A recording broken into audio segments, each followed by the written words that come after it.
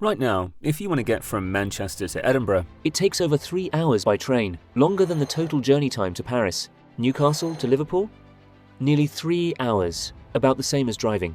But both cities can reach London in under 3 hours on fast, direct lines. That's not a bug in the system, that's the system. every major rail line in Britain points to London like spokes on a wheel. It's a Victorian design and it's still running the country. But what if someone just said, forget London, build a ring? That's exactly what the president of the Royal Institute of British Architects just proposed. The Loop, a £130 billion, 300-mile-per-hour railway ring connecting 9 cities across Scotland, England, Wales and Ireland.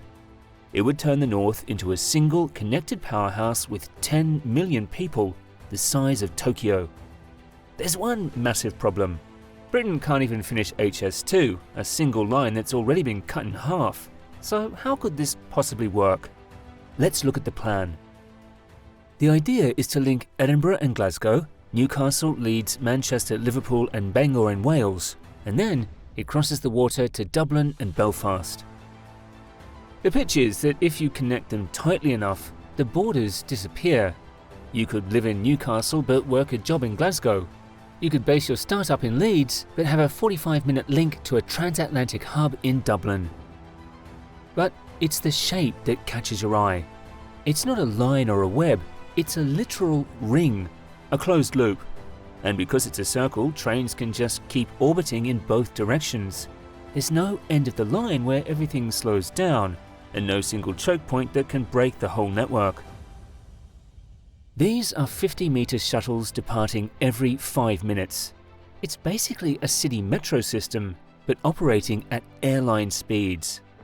It sounds perfect, almost too perfect, and that's exactly where the engineers start getting either very excited or very suspicious. The first thing you'll notice about the loop is that it doesn't touch the ground. Instead of cutting through farmers' fields or tearing up existing roads, the proposal puts the railway on massive stone arches. Williamson wants to use pre-tensioned stone, using local materials so the structure looks like it belongs in the British countryside. Think of those iconic Victorian viaducts from the 1800s, but sleek, modern, and carrying 300-mile-per-hour trains. By going up, you keep the land underneath usable for farming, parks, or even housing. But there's a massive catch. This isn't just building one bridge over a river. This is a continuous elevated structure running for hundreds of miles through dense cities, over valleys, and then straight across the Irish Sea twice. To complete the circle, you cross over 40 kilometers of open water twice, making each crossing nearly the length of the Channel Tunnel. That's 2 Channel Tunnel-scale projects just to close the loop. Politicians have talked about a Scotland to Ireland link for years, but it's never moved past a sketch on a napkin. The loop assumes we just get it done. But as crazy as that sounds, the tracks might actually be the least ambitious part of this whole thing, because the loop isn't just a railway. The viaducts are designed to double as a massive power grid. The idea is that the ring physically connects Britain's biggest wind energy zones, such as the North Sea, Scotland and Wales, and acts as a giant ring main to distribute that electricity to the cities along the route. The proposal even suggests plugging in small modular reactors. These are the next-gen mini-nuclear plants that are currently in development. It even hints at using waste heat from this energy infrastructure to heat nearby homes or support industrial greenhouses. At this point, it's a transit network, a power grid, and an industrial platform all rolled into one single physical structure. But imagine the paperwork.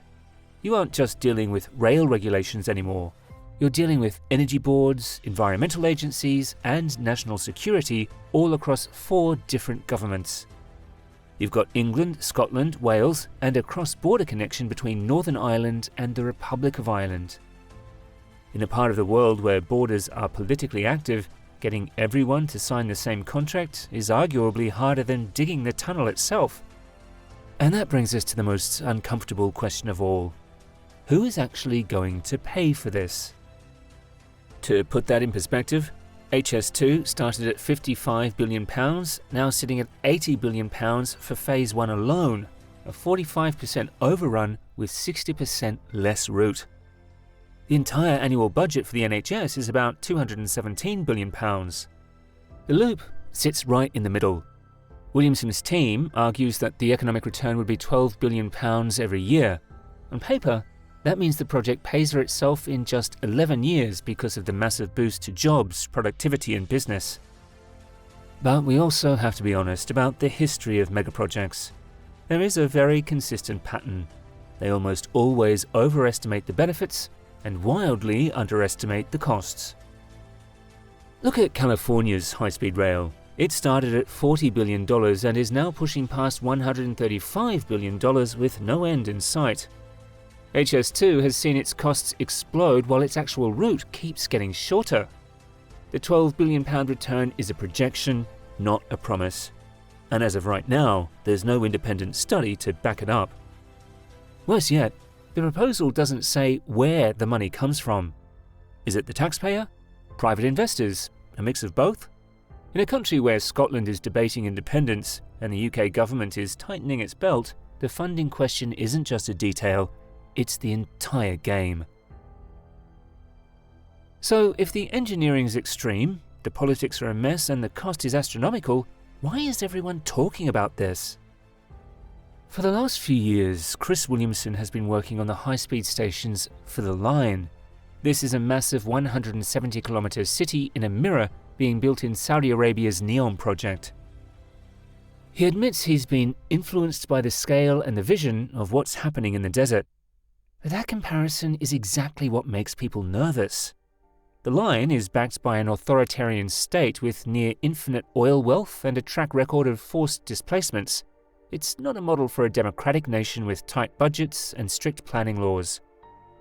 Williamson's counterargument is simple. He's just copying the ambition.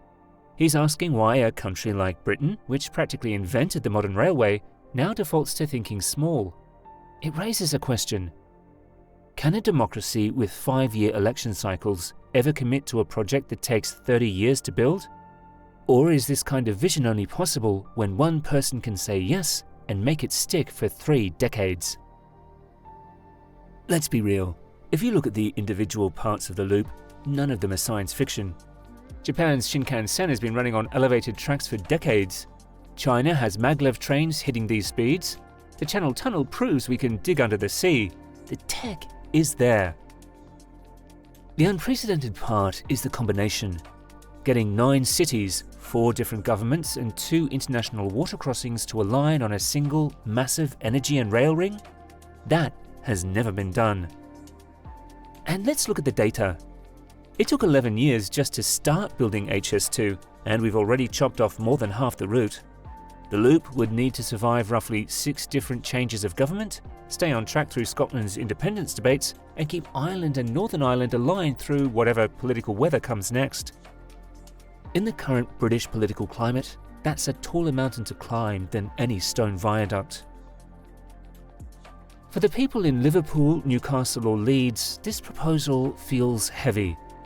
These are cities that have watched London pull ahead for 40 years. They were promised HS2 and saw it vanish. To them, the loop is the hope that they could finally be part of a centre, rather than just being points on a map that leads south. The truth? The loop probably won't be built. At least not as it's drawn here. Most massive infrastructure proposals don't survive the meat grinder of reality. The loop is a loud, expensive way of saying, this shouldn't be normal. It's a reminder that our geography is a political choice, not a natural law. We chose to build this spoke and hub system. We chose to make London the only answer to every journey, and we're choosing every year to keep it that way. Whether elevated viaducts ever get built doesn't matter as much as the question Williamson is asking. If we actually decided, with real money, real will and real political commitment, to make the North a single connected powerhouse, what would that actually take? For now, it remains exactly what it was meant to be, a provocation, one that asks whether Britain is brave enough to imagine its infrastructure differently. So what do you think? If you could live in Leeds, work in Glasgow and visit Belfast for the weekend, all with travel times shorter than your current commute, would that be worth the cost? Or should Britain focus on fixing what's already broken before dreaming this big? Drop your thoughts in the comments. And if you want to keep track of the most ambitious engineering projects shaping our world, make sure to subscribe to MegaBuilds. Thanks for watching.